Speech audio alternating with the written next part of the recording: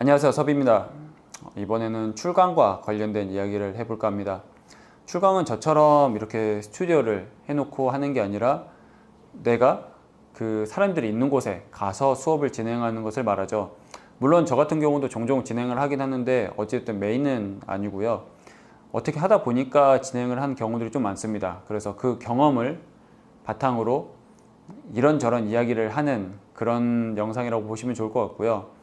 앞으로 출강을 생각을 하시거나 그런 분들한테 조금이라도 도움이 되지 않을까라는 취지에서 이렇게 말씀을 드리게 되었습니다. 특히 말씀드리고 싶은 건 제가 말씀드린 것이 정답이다, 이렇게 하셔야 된다 라는 게 아니고요. 각자의 상황과 특히나 그것을 실행하는 그런 사람이 다르기 때문에 그런 부분을 감안을 하시고 그냥 참고 삼아서 들어보시고, 나의 경우에는 이런 부분들을 이렇게 적용을 해야겠구나, 아니면 이렇게 추진해 봐야겠구나 라고 생각을 해보시는 게 좋습니다. 어찌됐든 출강을 가게 되면 제일 중요하게 생각하는 것은 돈이죠. 이것과 관련된 이야기를 해볼 건데, 우선 저는 이 돈을 생각하기 전에 클라이언트의 성격을 기준으로 나눠서 봅니다. 사기업 그리고 공공기관이나 학교 쪽으로 나눠서 볼 수가 있는데, 우선 첫 번째로 사기업 같은 경우는 솔직히 얘기할 게 별로 없어요. 왜냐면 애당초 수요 자체가 별로 없다고 보시면 됩니다. 물론 있긴 해요. 있긴 하는데 아까 말씀드렸던 공공기관이나 학교 이런 쪽 대비해서는 훨씬 적은 편이고요. 왜 그러냐면 사기업 같은 경우는 목표 자체가 이익을 추구하는 것입니다. 어찌 보면 가죽공예 수업 같은 경우는 비용이란 말이에요. 그런데 이 처리하는 비용 같은 경우에 뭔가 득이 될 만한 게 있어야 진행을 하는 거잖아요. 그런데 회사 전체 입장에서도 복지 차원에서 했을 때 안 하는 게 조금 더 좋은 편이고요.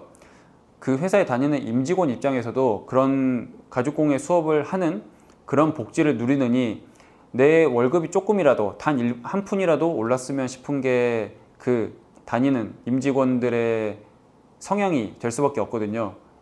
그렇기 때문에 사기업에서는 생각보다 그 수요가 많지 않습니다.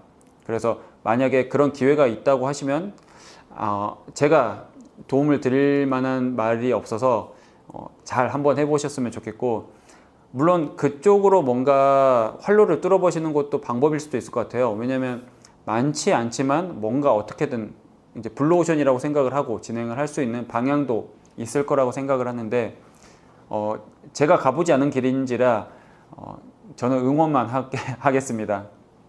어쨌든 저는 아까 말씀드렸던 공공기관이나 아니면 학교 쪽을 많이 진행했었는데, 이쪽은 애당초 수요가 많아요. 왜냐하면 아까 말씀드렸던 사기업처럼 이익을 추구하는 게 아니라 그 외에 다른 가치가 첫 번째 목표이기 때문에 꽤나 많이 진행이 되기도 하고 그런 데서 문의도 많이 들어오는 편입니다. 그리고 저희가 알고 있는 대부분의 출강은 이런 공공기관인 학교에서 진행된 것들이 대부분일 거예요. 그런데 여기서 꼭 체크를 해보셔야 되는 게 뭐냐면 이 특징이라는 게 있습니다. 이 공공기관과 학교나 이런 부분에서 하는 특징이 있는데, 보통 예산이 정해져 있다는 거예요.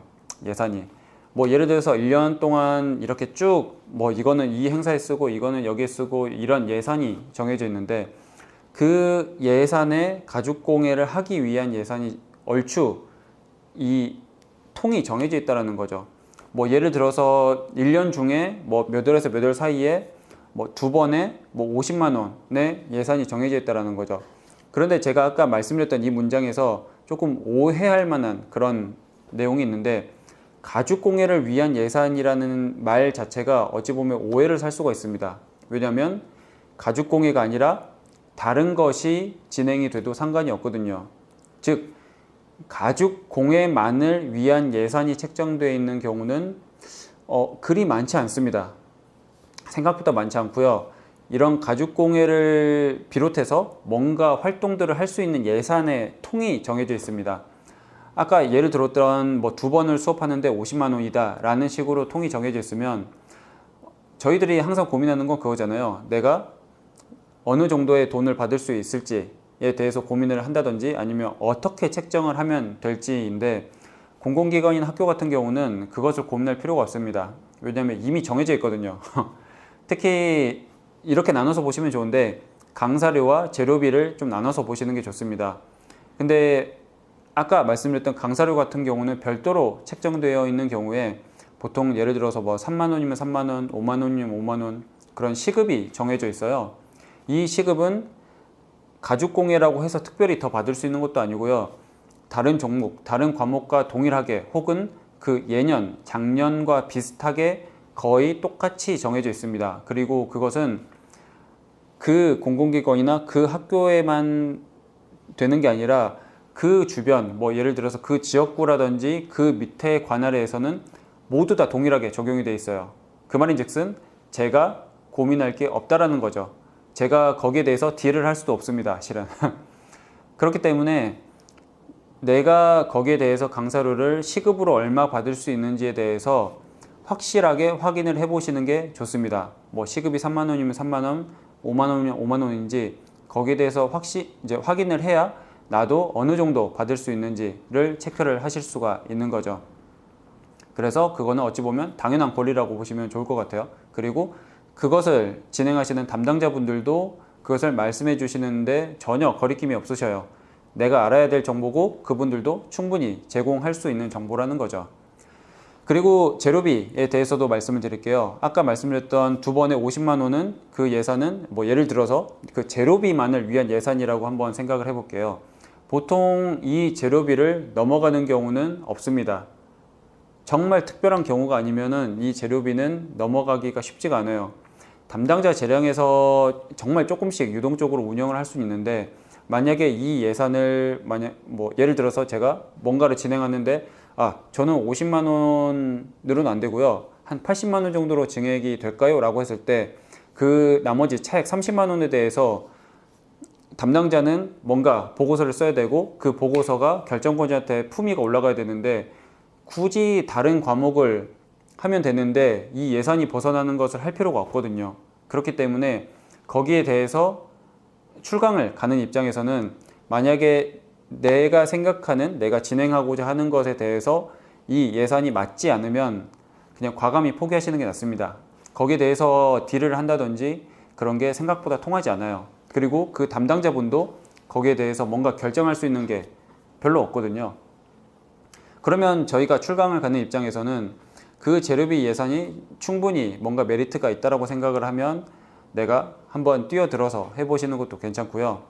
특히나 여기서 한 가지 더 특징이 있어요. 뭐냐면 제가 이 50만 원이라는 예산을 넘어가면 안 된다라고 했잖아요. 그런데 이 50만 원을 또 적게 쓰는 것도 그리 메리트가 없습니다. 어찌 보면 이거는 담당하시는 분, 그걸 진행하는 곳도 마찬가지고요.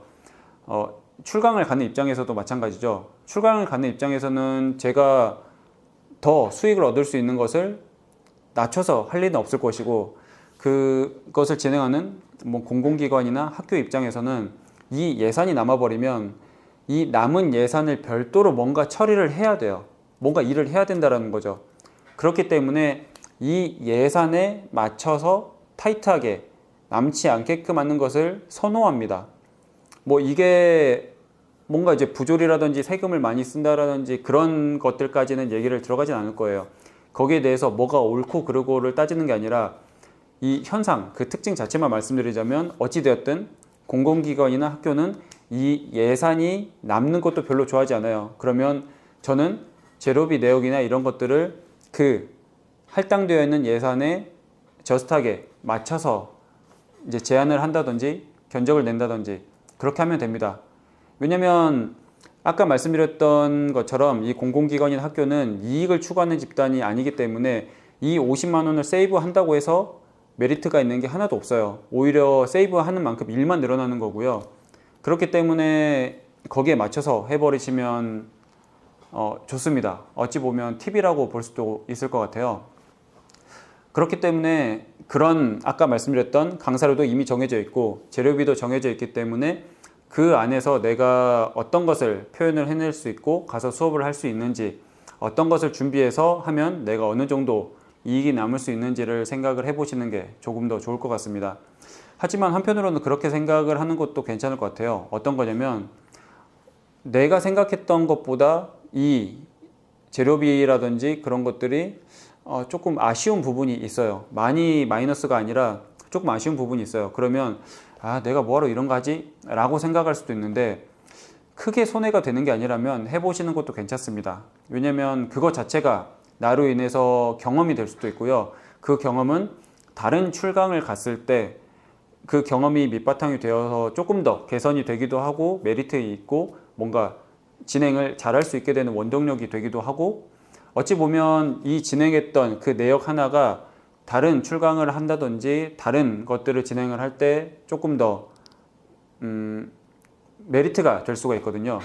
그렇기 때문에 그런 점을 생각을 해보시면 좋을 것 같습니다.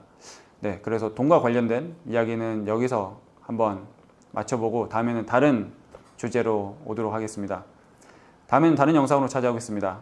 감사합니다.